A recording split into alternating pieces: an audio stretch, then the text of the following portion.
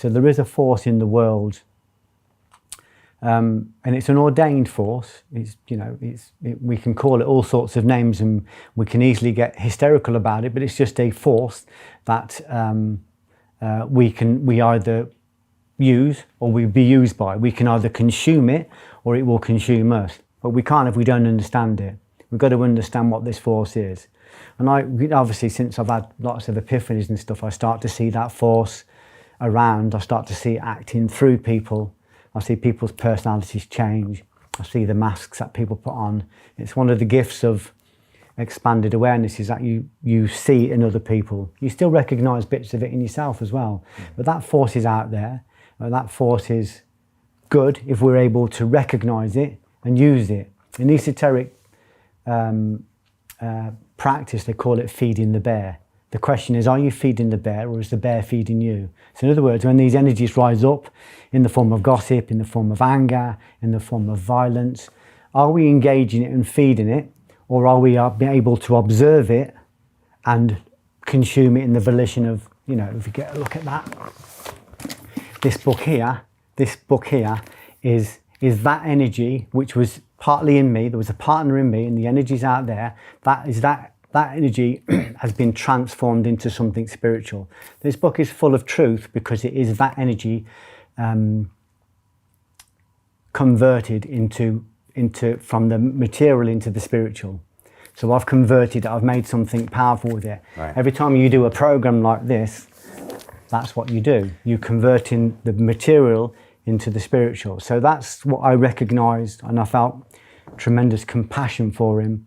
But I recognised that he'd put this parasite in me when I was 11, and by the time I started to deal with it, I was like late 30s, early 40s, and then doing the film with Orlando and stuff like that. So I continued to still get parts of it out of me, even to 3 years ago, working with Orlando, when he was going through the scenes and saying, why does he do this?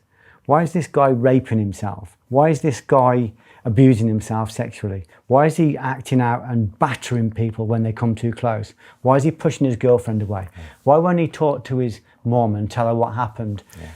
And he was saying, like I said, he was like a pin in a crab shell trying to pull the last bits out. I must have been with him for 10 hours. Basically. Yeah, 10 hours. He was so professional and so meticulous, and I was in agony. He doesn't know this.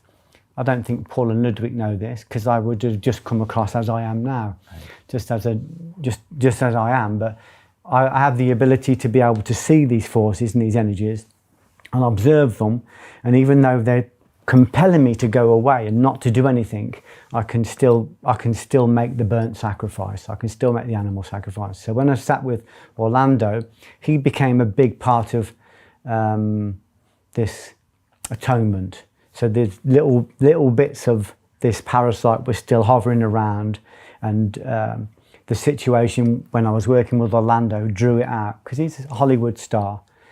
He's doing a small indie film. The film would have cost him money to do because we didn't have a big budget, and he wants absolutely the best of it. And he spent hours and hours and hours with me, asking me, "Why does he do this? What does he do that? Read that to me again. Read that to me again."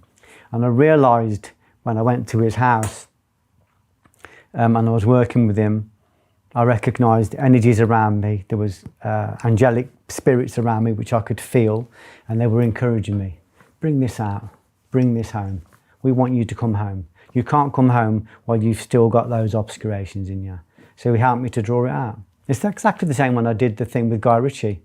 He did a documentary Guy Ritchie did a documentary on the ego, and I had a phone call out of the blue asking me would I get involved in it. My friend Judo Jim said, Guy's, he's a friend of Guy Ritchie, he said, Guy's doing a documentary about the ego. And he wants to know whether you'll get involved. He said there's something missing in it. He said he's got some great people in it. He's got Sam Harris in it. He's got Eckhart Tolle in it. He's got Deepak Chopra in it. He's got these amazing people. He said, but there's something missing. He needs a troublemaker. That's what Guy Ritchie called me, a troublemaker. And I said, Guy Ritchie rang me up and I said, can I have a look at what you've done? And I'll just see whether I fit, see whether I've got anything to say. And he was right. There was just a piece of the jigsaw that I could offer my place to.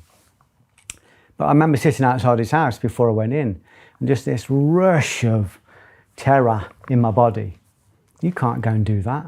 Sam Harris is on this. He's like a white shark. He's an intellectual white shark. He'll eat you up and spit you out for breakfast. You got Eckhart Tolle on this. He's the master. You got Deepak. You're out of your league. You got Guy Ritchie. You're going to go in there. He's going to humiliate you. He's going to show you how little you know. All of these voices. And I was going, yeah. Well, I'm going in anyway. And I went in and I had a wonderful time with Guy Ritchie. He was like you. He just looked after me. I went in and I knew he had my best interest at heart. And I became a big part of this documentary that he's doing. It hasn't been released yet, but the amount of opposition I had rising up in me. If there's opposition, then there's opportunity.